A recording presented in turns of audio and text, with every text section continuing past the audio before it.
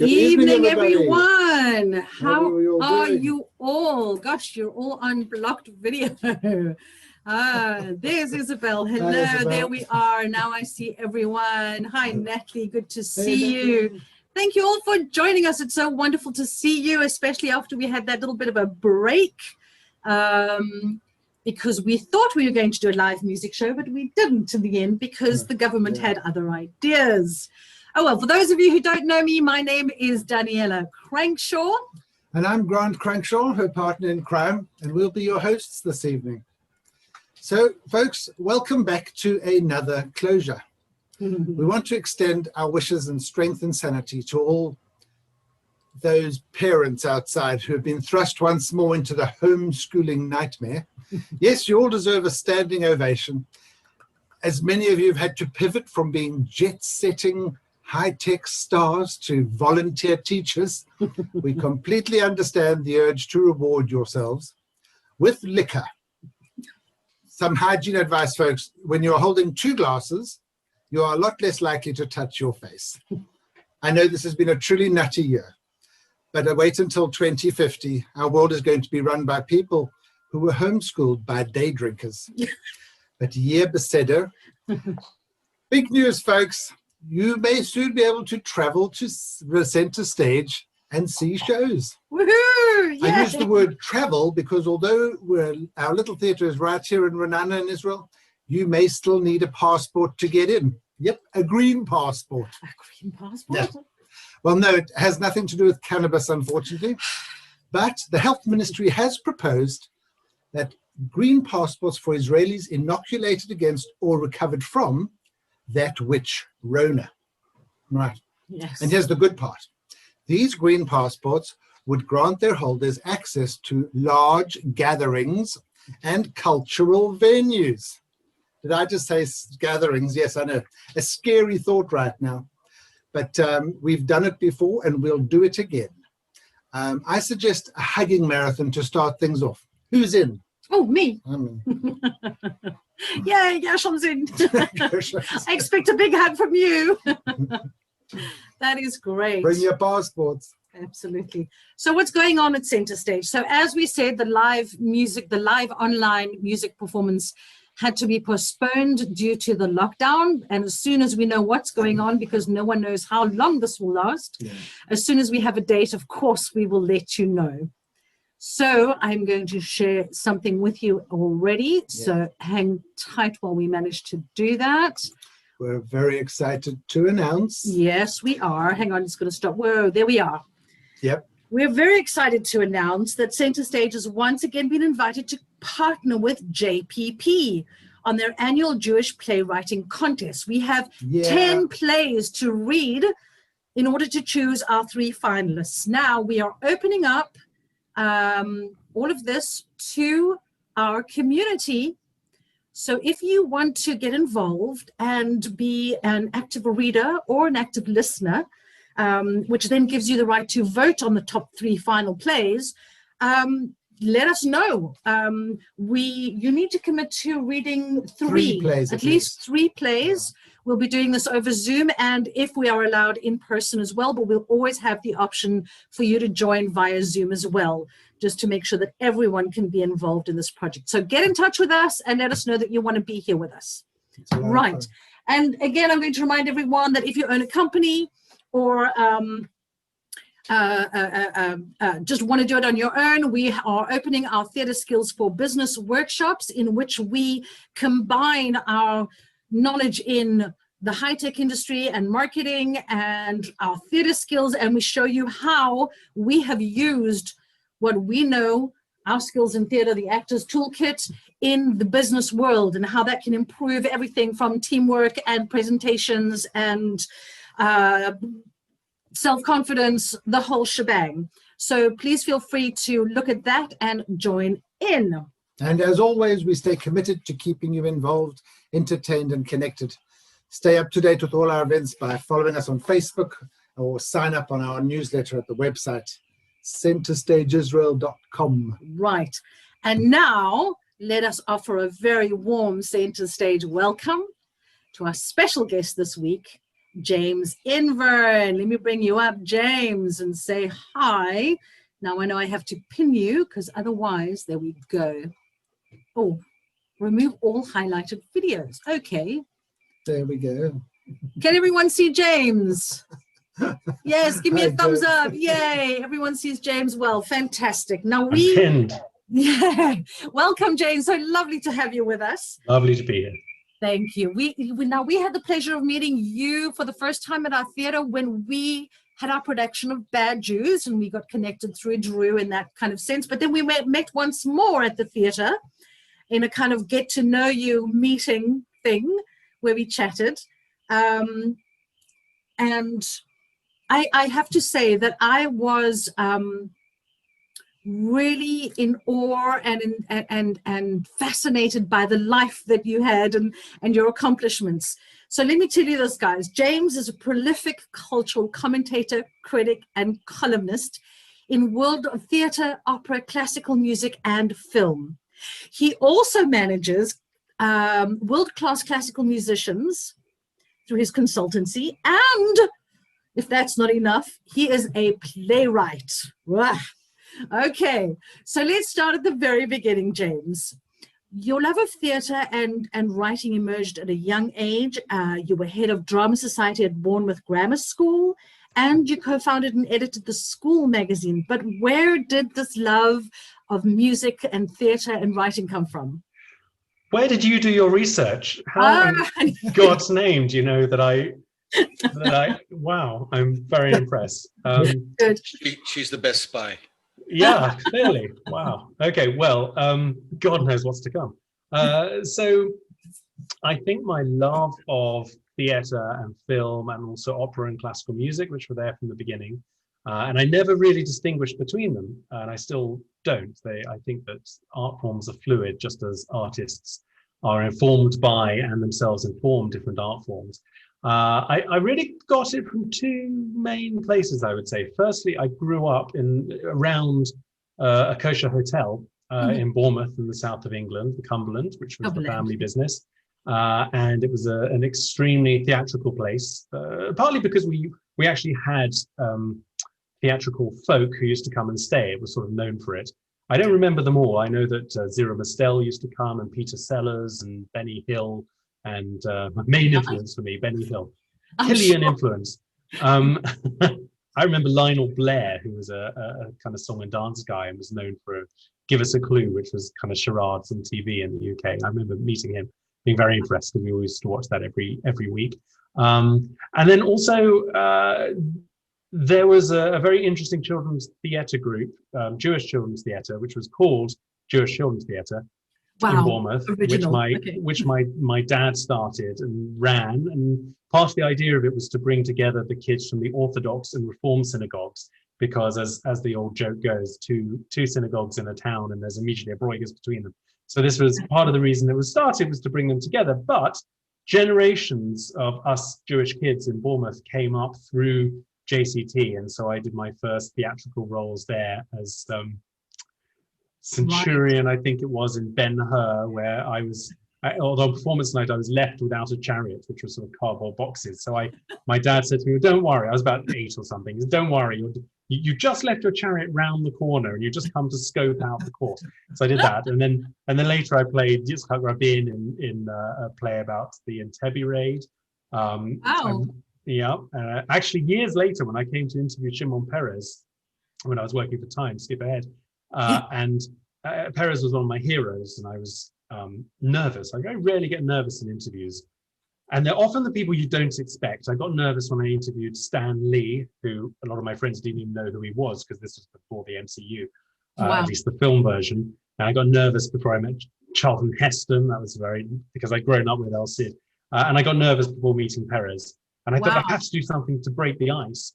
So I said, he was shaking my hand. It was just him and me. And I said, I have to tell you, Mr. Perez, when I was younger, I was in a Jewish children's theatre group, and I played Yitzhak Rabin.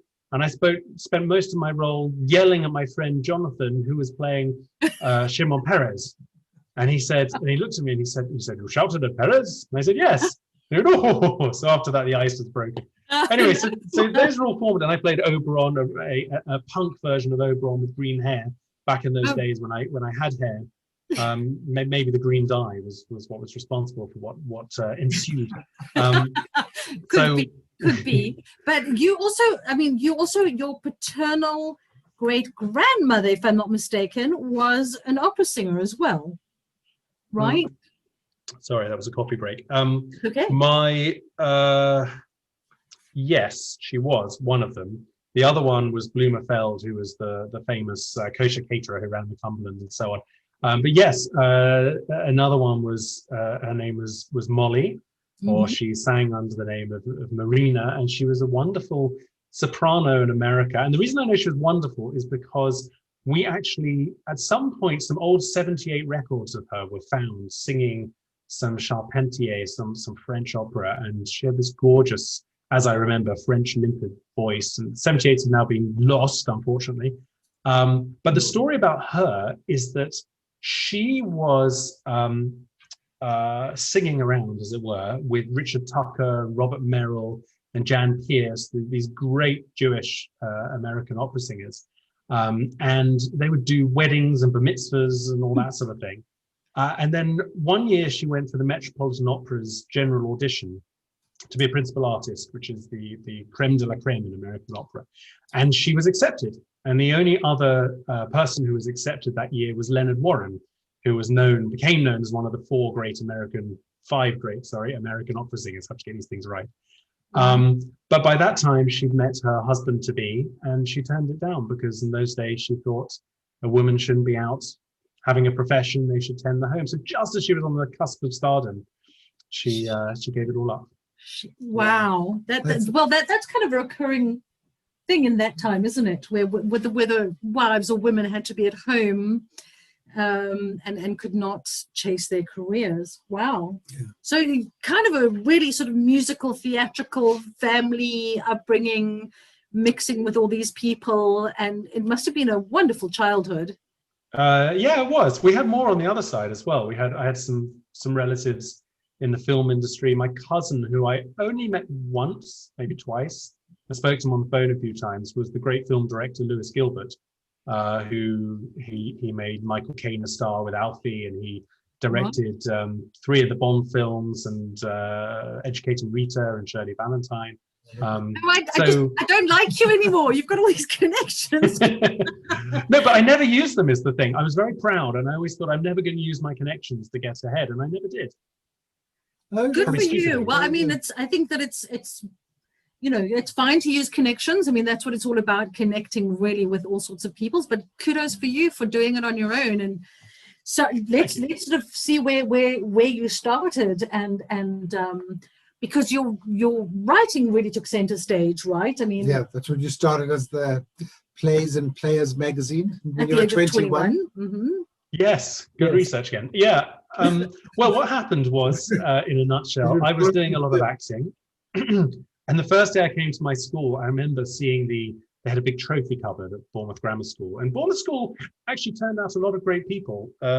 Christian Bale was in the year above me, and Alex James from Blur, the bassist, was 1 or 2 years above me. And there were Gareth Malone, who in the UK is a very famous sort of TV choir master, lovely guy. He was in the year below me.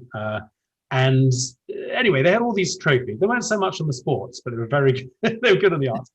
And I remember going up to this trophy cabinet and seeing the drama cup and saying, I probably read too many of my sister's Mallory Towers books, but I said, the drama cup shall be mine. And so I threw myself, yes, I threw myself full, everyone else was looking at the football cup and the cricket cup, and I threw myself full tilt to get the drama cup. And so I did lots of acting. And one year I was playing Richard III, and there was a guy in the audience, another old boy of the school called Sir David English, who was a great newspaper magnate. I was going to ask you about him. Mm-hmm. Sir David had a big media empire. He was the editor-in-chief of the Daily Mail group. They had the Evening Standard, the Mail on Sunday, etc., etc. And I got this note given to me by my friend who was head boy saying, Dear James Inverne, it's incredibly pompous, sorry, the best young acting performance I've ever seen. Can I help you be an actor? Yours sincerely, Sir David English. And I'd never heard of this guy, but I wrote to him probably out of my ignorance, I wrote him and I said, thanks, I don't want to be an actor, I want to be a critic. Can you help me with that? Okay. Because I was. But why? What was it about being a critic that really sort of like drew you in comparison to being an actor? I mean, we've spoken to a lot of actors, and we understand, we are actors ourselves. We understand that urge.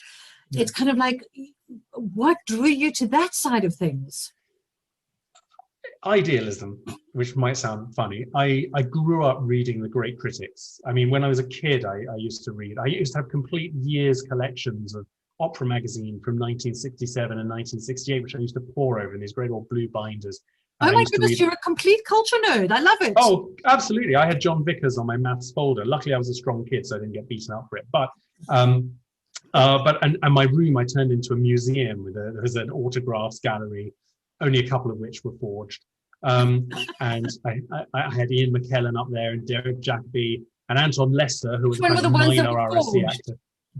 No, the one that was forged was Sylvester Stallone from Rocky 3. I had a big poster of him with "Dear James, all the best, Sly," and all my friends thought that I had Sly's autograph. That was actually the only one that was forged. But I had people like Dave Willits, who was the number 2, the Jean Valjean who followed Colm Wilkinson in Les Miserables, and the number 3 Phantom after Colm Wilkinson and Michael Crawford, not in that order. So yes, I was a complete nerd. So where was I? Oh yes, so so I had grown up reading Irving Wardle in The Independent and Jack Tinker in the Daily Mail and Michael Billington in the Guardian, all these people, and I felt that on the one hand, I knew I could be a pretty good actor. I mean, if you can act, but I didn't think I could be a great actor, and I thought that I could do something very distinctive as a critic. And on the other hand, I thought that critics, I think I still think this now, but I thought the critics were guardians of the flame, sort of high priests. I'm a Kohen, so maybe it had something to do with that.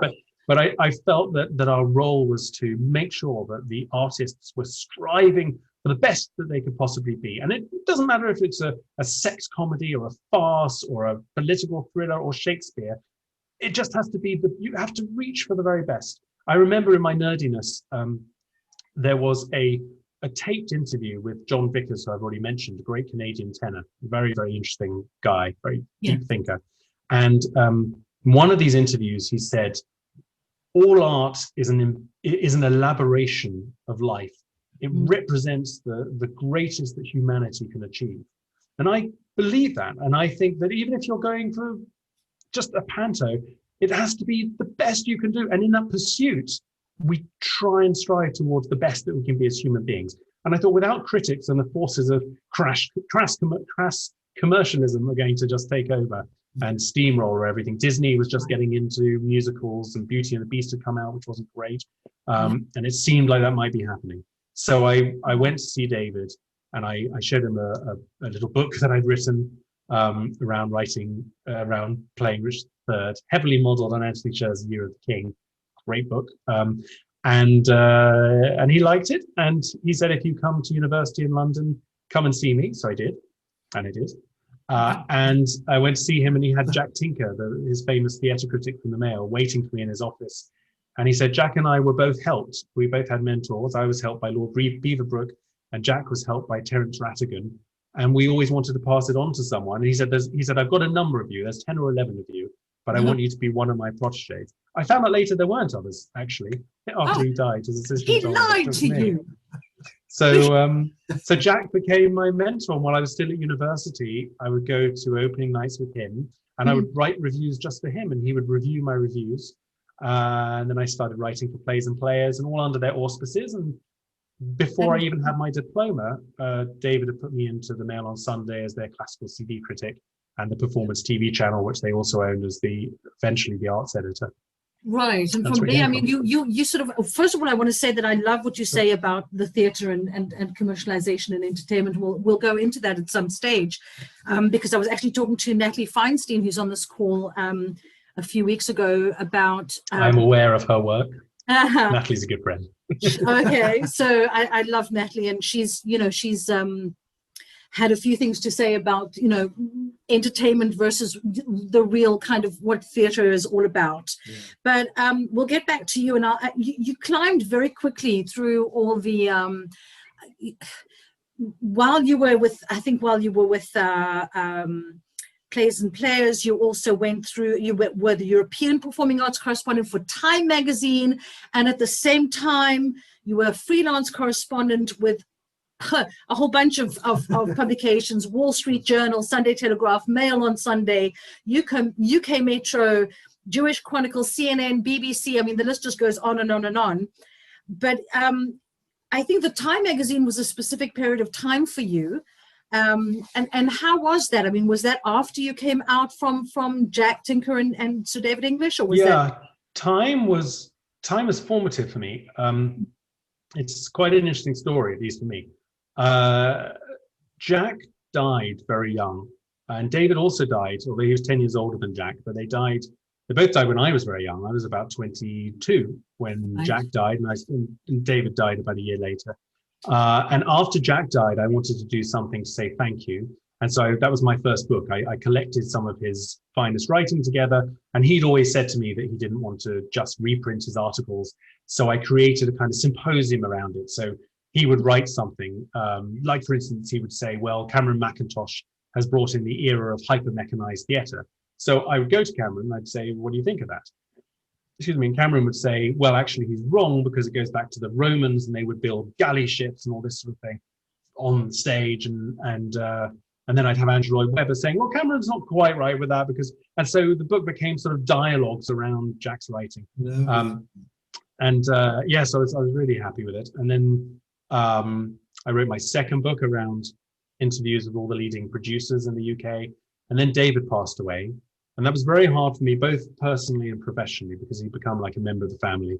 And professionally, he was a great, great man. And professionally, because there I was, 23. And I was sort of plateauing out at the TV channel. And David had always planned, I think, that he would put me on the Mail. But Jack had died. It sounds awful, but Jack had sort of died too early for that. I wasn't ready, and someone else, was there. I really wasn't ready. I knew I wasn't ready. And David said to me, "Come in next week, and I've got some ideas, and we'll talk about the next step."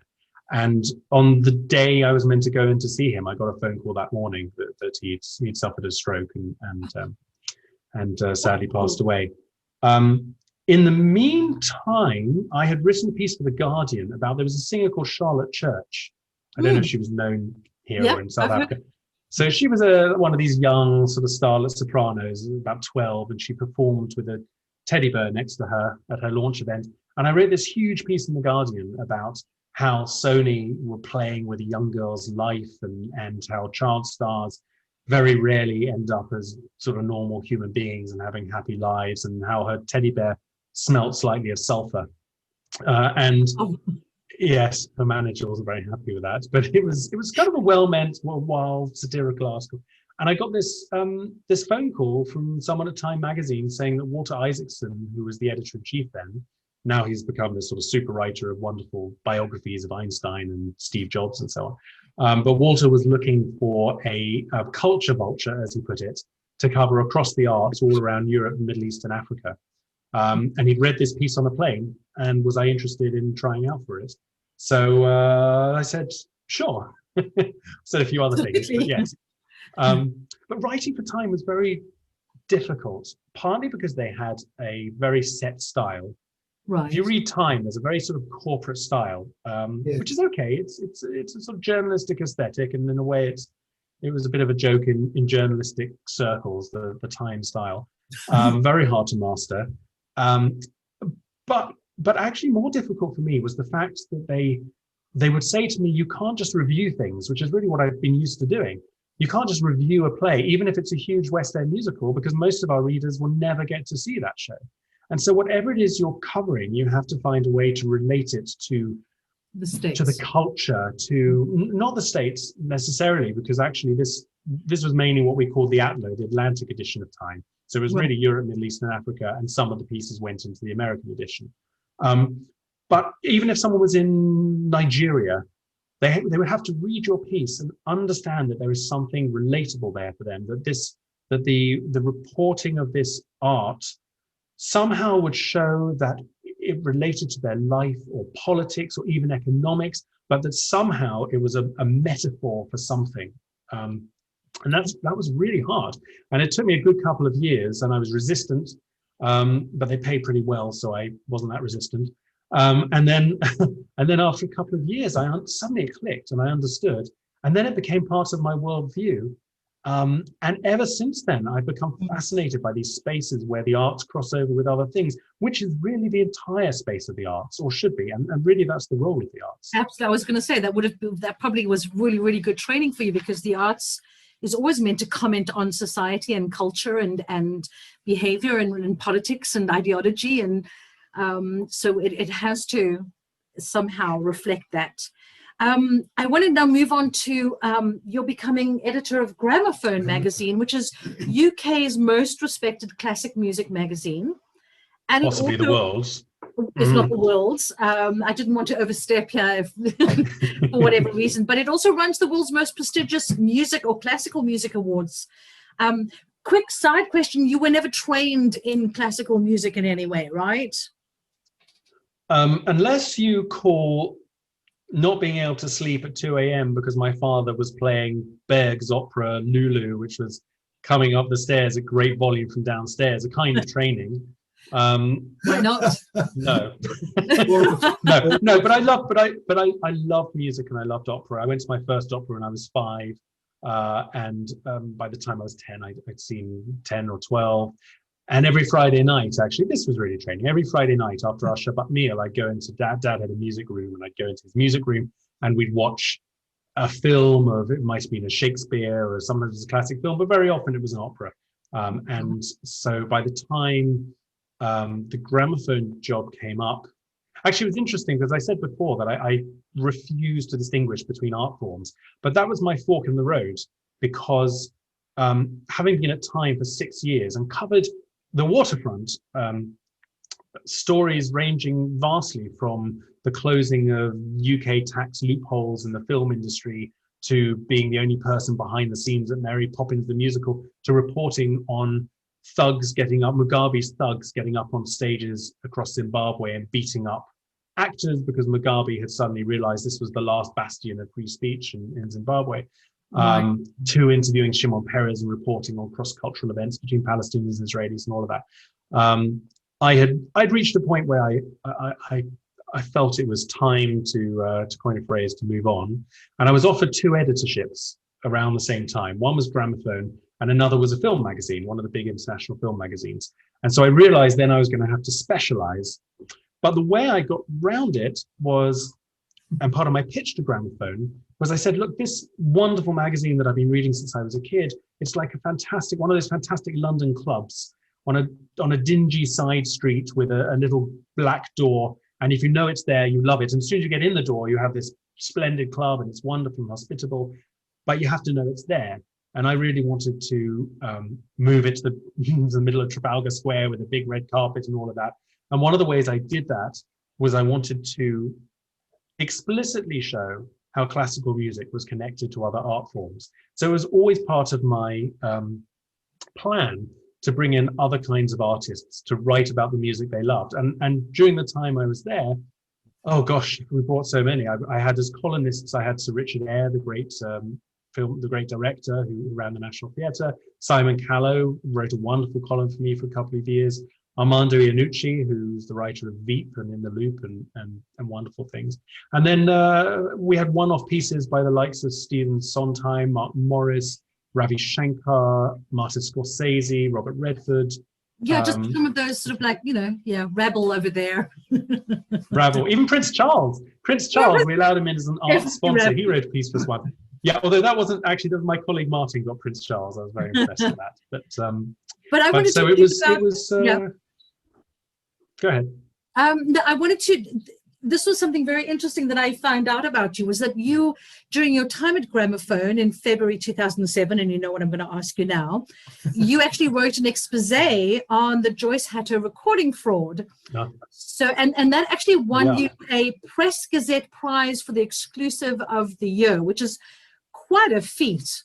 Why don't you tell everyone what this whole fraud expose was about, with the recordings and sordid affair. And tell me also what upset you the most about this whole sordid affair. Nothing really upset me. I mean, as a journalist, it was an amazing scoop. I mean, no, actually, that's not true. There was one very worrying moment, which I'll come back to. I had just come to Gramophone from Time. So here I was. I thought I was leaving the big international news magazine for the quieter life of the classical music, genteel classical music.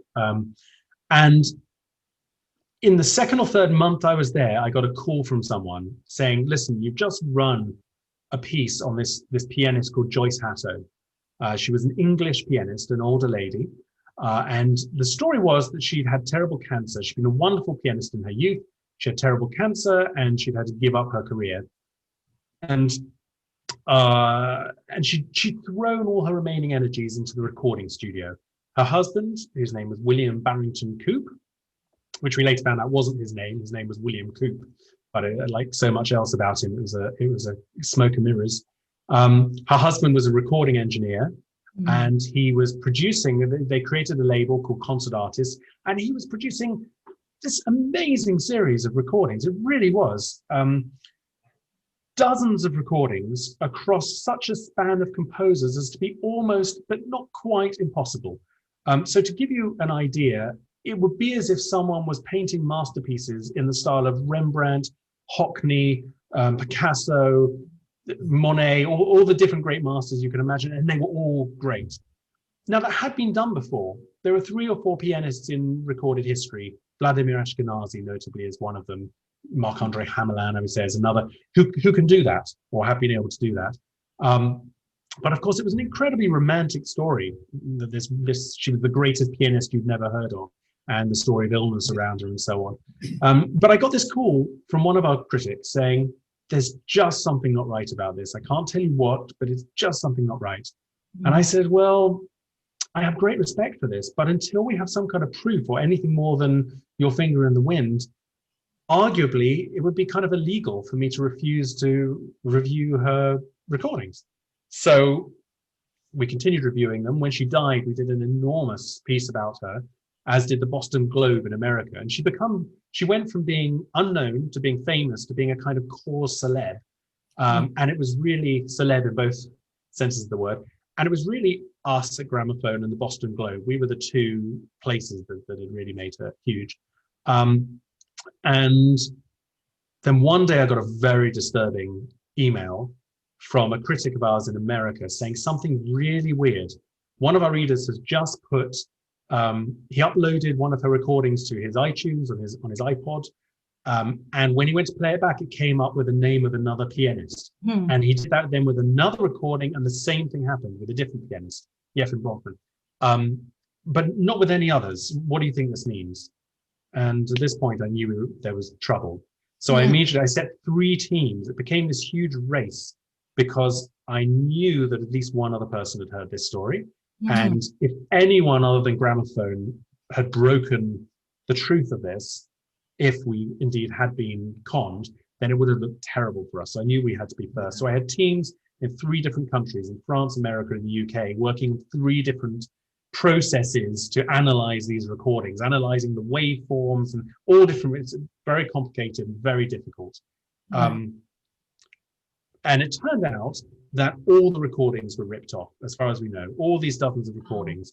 And her husband, who was fiendishly brilliant at this, had manipulated the waveforms, had manipulated the soundtracks, but not so much that you could really tell. It was just like a little bit slowed down or a little bit sped up, but enough that usually the kind of international database of recordings, which runs on timings, hadn't picked up on the fact that it wasn't her until just these two, and we never had any others. It was only these two that this system picked up on.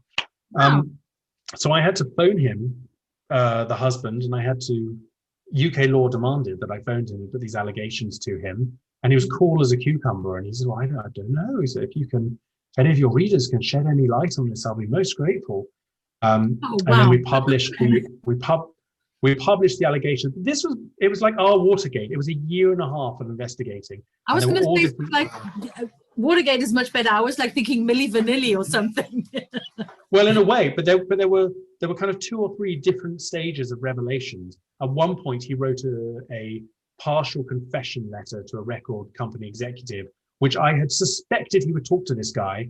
And I said to him, if he talks to you, will you tell me? And I got into work and I had an email which just said, call me. And he phoned up, and the guy had poured his heart out and said, she was recording and the cancer was hurting her so much that she was groaning. And so I was patching it with other people's recordings. Then I got lazy. And I had to phone him a second time, at which point he threatened to commit suicide. That was the difficult point. He said, if you continue pursuing this, you're going to drive me to an early grave. Is that what you want? I'm going to go and get a gun. But we published nevertheless. He didn't commit suicide. He died a few years ago of natural causes, but shunned by the whole arts world. And this became a sensation. There was an 11-page piece in the New Yorker about it. It was on the front of the International Herald Tribune 3 times.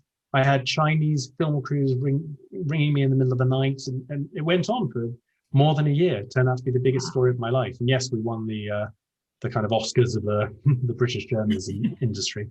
Amazing story, really amazing story. Now, I'm just concerned. I could talk to you for hours, and Yes, just really. I just realised our interview was 3 hours too short.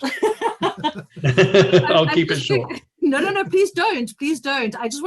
I'll mention about your music consultancy, because I think that's important, but then I want to go on to your play, which is really important for me to highlight. So just so you guys know that James has a music consultancy in which he represents some of the world's leading classical musicians and institutions, including Carnegie Hall. And I think Lang Lang was the Chinese pianist, was one of your clients at some stage, and Israeli Philharmonic. And the Israeli Philharmonic with Lahav Shani. No, I haven't. I helped Lahav a bit at the beginning. I haven't worked with the Israel Phil, although they do book some of my artists. Philharmonic orchestras and things like that. It's amazing. I just wanted to know, just very, very quickly before we go on to your play, what is the most challenging aspect of that? Because you really cover a broad range of, when you say consultancy, it's kind of very vague. All in one. Yeah, all in one kind of thing. But Deliberately vague. What is it that you do, very shortly, and what about it do you most love? The answer to both of those is the same. You'll be happy to know with your eye on the clock. It's really an extension of everything else I do. It's all about storytelling. Every artist is their own story. And sometimes they can't see the story that they're born to become, as it were, or sometimes the arts industries are generally not set up, strangely enough, to encourage storytelling and individuality and so on. They're set up like factories, sometimes factories which barely function, and they're set up very often to block creativity. And so what I try and do is I try and see the story and try and help them to become that story and articulate that story and find ways through the industry to do it. And that's what I love about it. It's what I love about everything. I think we are, as human beings, I think we communicate through telling stories. I have this. I might have said this to you before, I can't remember, but I have this image in my mind that when we were cavemen and we didn't speak to each other, someone sort of scribbled on a wall of their cave once upon a time, and that's how communication started. I like that. Well, storytelling is definitely a huge part of communication, especially today, and it's part of what we do in our theatre skills for business. So even business is taking on that whole idea of storytelling. So it's good to know. So I want to, before we even talk about A Walk with Mr. Heifetz, I want to show a short excerpt, if you don't mind bearing with me. Please. and then we can talk a little bit more about it. So here we go. Let's go on to there and have a quick look at that. You say to me, thumbnails on minimized. Why are you not playing?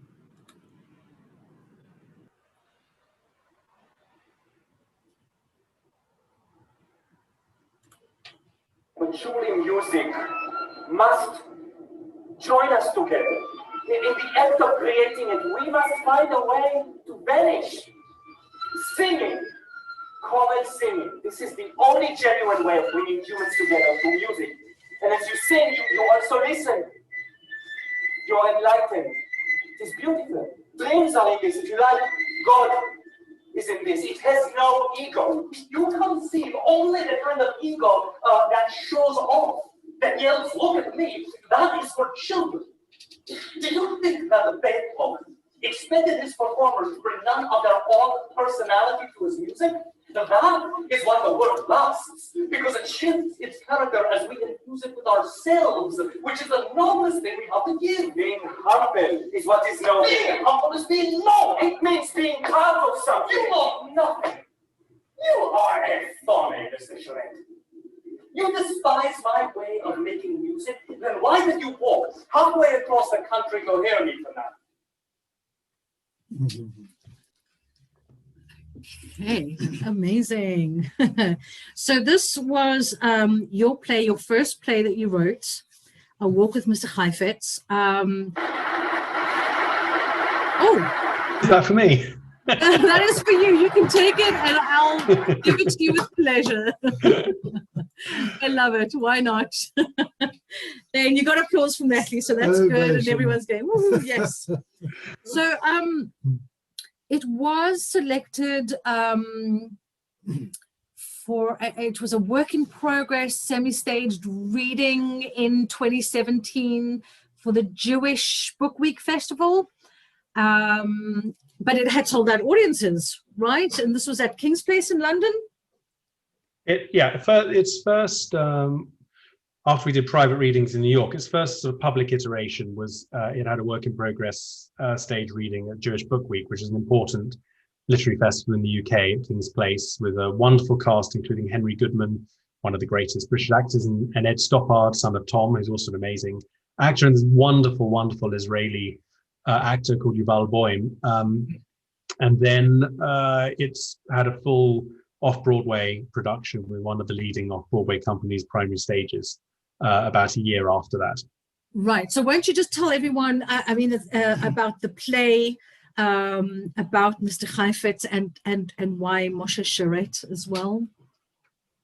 Sure. Well, I'll do it quickly. I first heard the story from my friend Avi Avital, who's a great Israeli mandolinist. And I was interviewing him, and he stopped the interview. He said, I just heard this story, and I think you'll be interested in it. And I said, okay. So I turned my recorder off, and he said, I heard this story about Yehudi. He got it wrong. He said, I heard this story about Yehudi Menuhin going to Israel in the early days and performing in a stone quarry and going for a walk afterwards with Yehuda Charette. He got it wrong. It was Heifetz, but this is what lit the spark.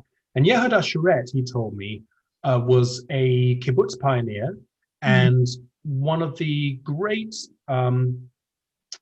founding fathers, you might say, of Israeli music. He was an important composer. He wrote a lot of folk songs, of which some are still known today, particularly Beolai, which has been recorded by every great American artist. Beolai, la da da da da da da da. It's very well known. And he was a very fascinating, eccentric, quite awkward figure. And Charette had pinned Heifetz down after this incredible open-air concert, which was a very important event in pre-Israel Palestine in the mid-1920s, up north near En Harod Kibbutz. In fact, to this date, Haaretz did a piece on my play quite recently, and the journalist discovered that actually it's still the largest non-amplified musical event there's ever been in Israel, which is interesting. Wow. Yeah, they were sort of hanging off trees and sitting on boulders and so on. And no one really knows what they talked about in this walk afterwards, but it had something to do with what should be the role of music and art in the life of a young Jewish man who's trying to build a state, and more than that, a young Jewish former Russian, a socialist, and how do the ideas of music and the ideas of creating art, much of which is around the idea of ego, how does that equate with being a socialist, where everything is about, you know, being greater than the self and building community? And I thought that that this story was one of those rare things, one of those rare dynamics, you might say, through which you could actually, when they're talking about art, they could actually be talking about politics. And when they're talking about politics, they could actually be talking about art. And it very explicitly, it very movingly shows the way that all those things are connected, like I was saying earlier. And then years later, 20 years later, there was a terrible car crash, an infamous moment in early Israeli life in the 40s. Actually, it was 45, so it was still pre-Israel. And a lot of the Sharet family died, including Yehuda's wife and niece and sister and brother-in-law. And he became a recluse, this larger-than-life man, very gregarious man, became a recluse and never went out. And so his brother, Moshe Sharet, who was in the business of forming Israel and became Israel's first foreign minister and second prime minister, went to effectively shout at him, as the family told me. And so the second act, so if the first act is about how should we make music, including the music between peoples, the second act is about, but what's the point? If God can do this to us, or if fate can do this to us, or we can do these sorts of things together, including the Holocaust, news of which was just coming out, and the car crash, and everything that was going on, and Rachel, the poet who Yehuda loved, died young of tuberculosis. If all these things can be done to us, isn't it an incredible self-indulgence to talk about art? Why are we even bothering? And what can be the possible material use of art when we're faced with things like this? And it's been pointed out to me recently. We did an audio version of the play about a year ago, which we did in a socially distanced way across 4 countries to benefit a couple of charities. I was going to say, right. And with a dream cast, it was amazing. But when we did that, one of the actors said to me, you know, this is like a play for Corona times. And it hadn't occurred to me. He said, yes. He said, because we're going through another catastrophe now. We're all recluses. And this is about the role of art in catastrophe and solitude. 100%. And that's kind of like, wow. Yeah. That's a beautiful, I think this is what Grant and I have been championing for 10 months now, that even at times of isolation, this is when we most need to be connected. And the way to do that is through art. Very simplistically put, you know, but I think it's important for me to say anyway, I didn't even know if it was a play to begin with. I wrote it in the cafe down the road, and it was the only thing I'd written for years and years without a commission. I always made a point, if I was going to be a professional writer, I should be paid for it because that's my job. And so I wouldn't fall into the trap of just doing it for free. And this thing I really wanted to write, because also I'd seen, and having been a theatre critic for many years, I knew it wasn't a well-made play, as the British producer Binky Beaumont used to say. So I knew it wasn't that. So I just wanted to let it come out. So I sort of vomited it forth. And I sent it to a friend of mine at Sundance, because by this time I created a magazine for the Sundance Institute, and they have a great theatre wing. Nice. A lot of great shows have come through there, Light in the Piazza and Angels in America, lots of great things. Right. So the head of that had become a friend, and I said, will you read this and tell me if you think it's even a play? And he wrote back and he said, yes, but it's very unusual.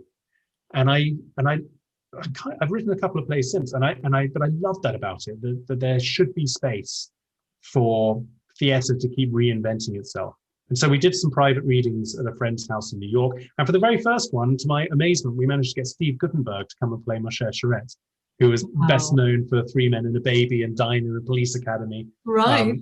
But now, you know, he's somewhat older. Yeah, and he loved it. And then we did another one with Ben Schenkman and Sebastian Arcelus, who are great actors. And it all kind of came from there. And my second play, which I can't say what it's about, but was meant to be done in London this year, is so incredibly different. Actually, Natalie will tell you this because she did a reading for it here, but it's so incredibly different. People don't think it's by the same writer, but that's kind of in a way, that's my journalistic training, I think. When I interview subjects, I try and let the style of the writing reflect the experience of being with them. And so when I'm writing plays, I try and let rightly or wrongly, I try and let the play reflect its subject and its world. I like that idea.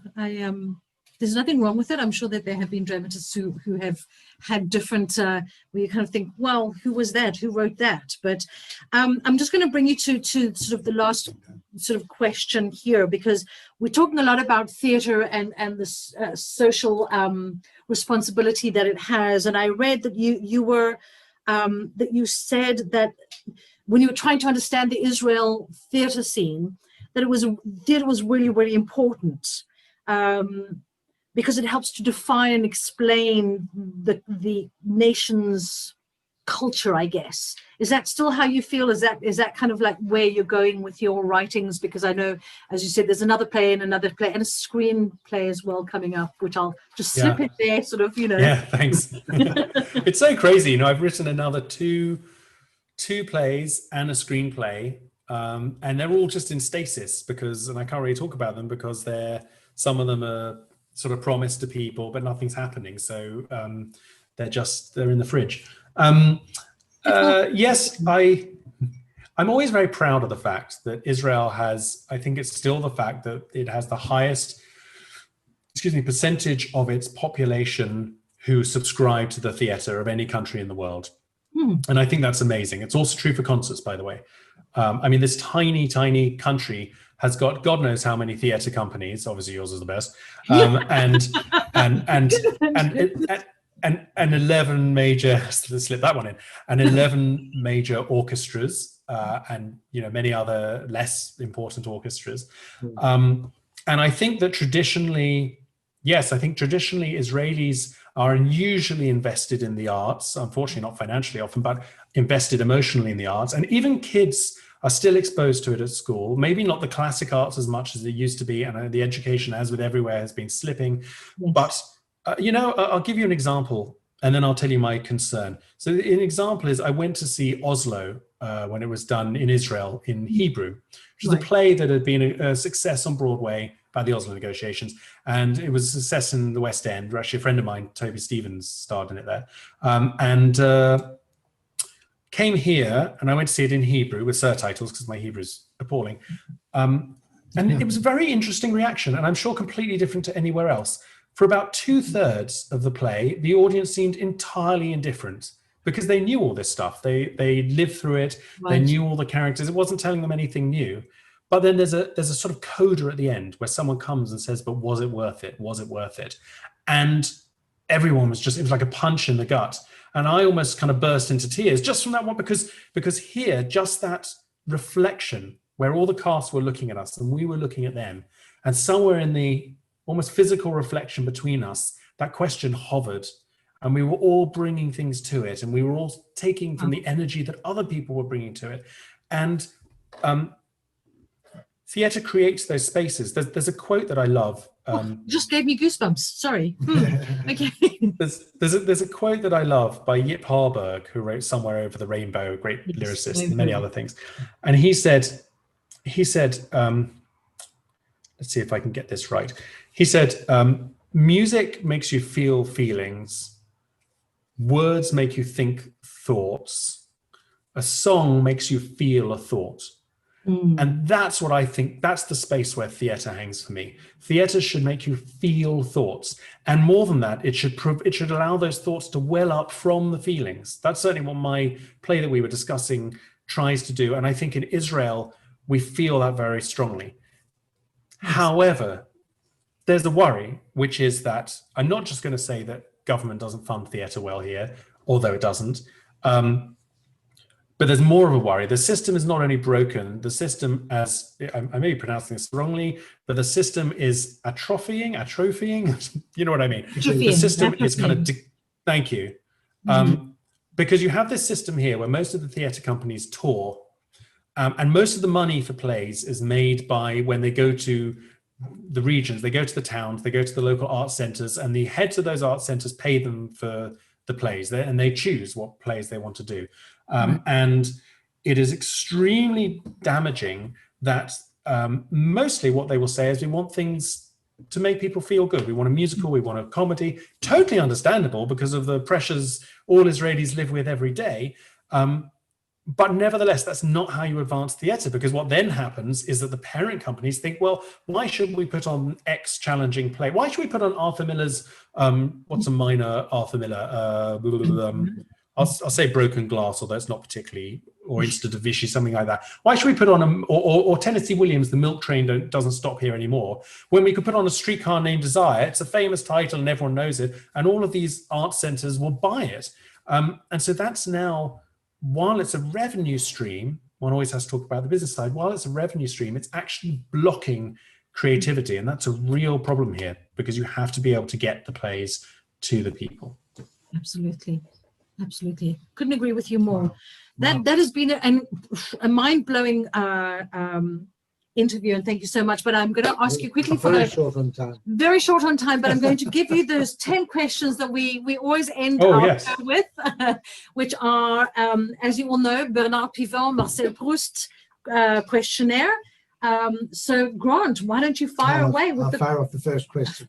And just give us a very quick first thing that comes to mind. I will. I haven't prepared these, so it will be. It'll be like psychiatrist's couch. We'll start charging you by the hour, James. Be careful. Yeah. Something will slip out that I don't intend, and I'll reveal something. That's good. That's what we want. Go ahead. Yeah. Swiss bank account. What is your idea of perfect happiness? Perfect happiness. I'll just tell the truth. It's being at home with my family around me, sitting on the balcony, looking at a beautiful sunny view and having my computer and writing. All of that at the same time. I like that. Okay. James, what is your least favorite word? My least favorite word. Taxes. I'm allergic to anything to do with taxes. I get stomach aches when I have to do my accounts. No, accounts more than taxes. Accounts. Accounts. Agreed there. Yes. Which person do you most admire? Living or dead? Living or dead. I think it would be Shimon Peres, who I had the honor to meet. I just want to tell you one thing he said to me, which is I was reporting on this group of Israelis and Palestinians and Israeli Arabs and Jews together doing a theater project. And he said to me, in the theater, as you saw, Jews and Muslims are coming together in a surprised way. And this surprise is what one may call civilization. Love that. Beautiful. That floored me. I love that. When we do also all my sons both to Arab and Jewish schools, I love that. I love that mix. Next question. Yes. What do you consider the most overrated virtue? Most overrated virtue. Well, it's not so applicable these days, but I used to get told off about this a lot. Good handwriting. Who cares? I used to have lessons with fountain pens. Who cares? Oh, wow. James, on what occasion do you lie? Journalistic integrity is on the line. Swiss bank account. What occasion do I lie? I lie to make people feel better. I always say that I always tell the truth, but there are times when I don't if I think it's really going to upset someone.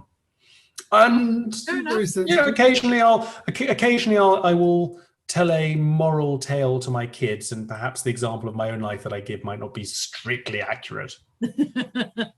Okay, but if your wife asks you if she looks good in the dress, no way, you don't lie. Well, she always does. She always does. She's going to be watching this. She always does. That's a lie. Okay, good.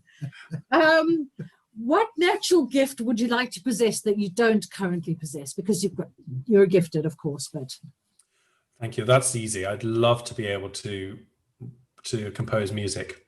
It's a total blind spot for me. When I was a kid, I tried to write a song, and it was called the Zombie March. I was about 8. It was terrible. It's never come to me. I understand music. I feel music. I can't write music. Okay, well, Zombie March. Okay, fair enough.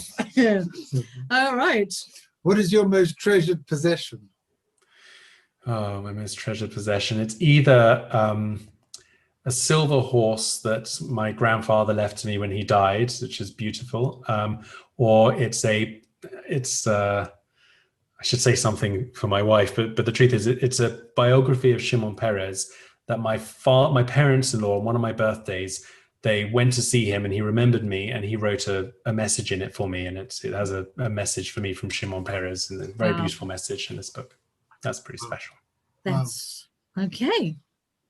Let's go on to the complete inane.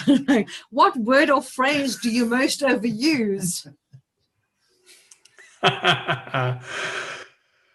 I think I'm going to say terrific, because there was this lovely lady, the queen of the classical PRs, called Devorah Lewis, and she died recently, and I loved her. And she would always, to anything, she would go terrific. And somewhere along the way, I think I picked up, and I often go terrific. And I used to sometimes joke with my wife that if she didn't like something, she would go horrific, but with the same smile. But I'll go with terrific.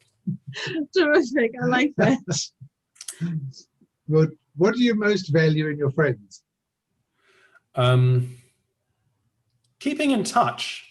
It's very easy in this world to lose touch, and I'm sometimes bad at it as well, but those who will go the extra mile and keep in touch and just be there for a conversation. A close second is laughing at my jokes. That's always goes down well. Fair enough.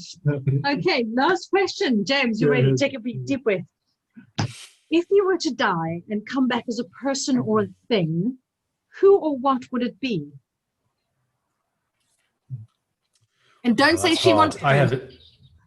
No, I have a big problem with death anyway. So I would put that off indefinitely. Like Woody Allen said, someone said to him, "Do you hope to achieve immortality through your writings?" He said, "No, I hope to achieve immortality through not dying." But if I had to, I think I get so cross with politics. I think I would have to say something political, but I would hate it. It would just be a sort of duty that I would feel I could try and change things. Then I hate accounts, so I wouldn't be able to do the economic side. So it's probably a hiding to nothing. Well, I like that. I like the fact that you have such a strong idealistic side to you. I think that is something that I personally can I identify with very strongly. So I say, yes. Can I just say, and I think you two are living proof of this. I was thinking about this as you asked this just now.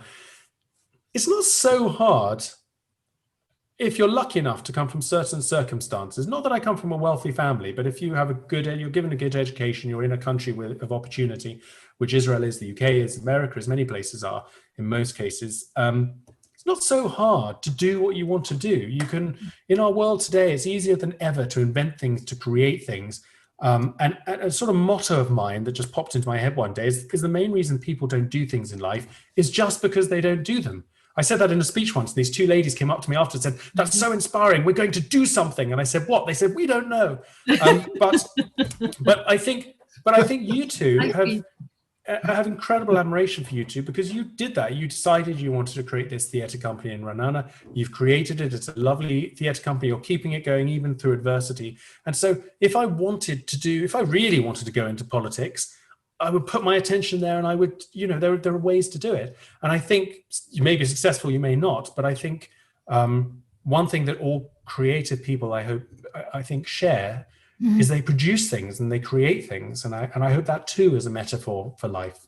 Absolutely. I kind of believe we are creative beings. Just by breathing and being, we are creating, but doing has been a motto definitely for the last 10 months, because if I had to stop, I think I would just crumble up in a little ball. So I just have to keep doing, keep going. That's the only way we're going to get through that. So James, thank you so much. Thank you very much. For a wonderful interview. Thank you everybody for joining us tonight. And we're going to keep in touch, and we're going to speak some more. I have no doubt of that. And I look forward to a lot of big things out of you, James. And I thank you so much. And thank you to everyone who came through and watched, and everyone on Facebook who's watching.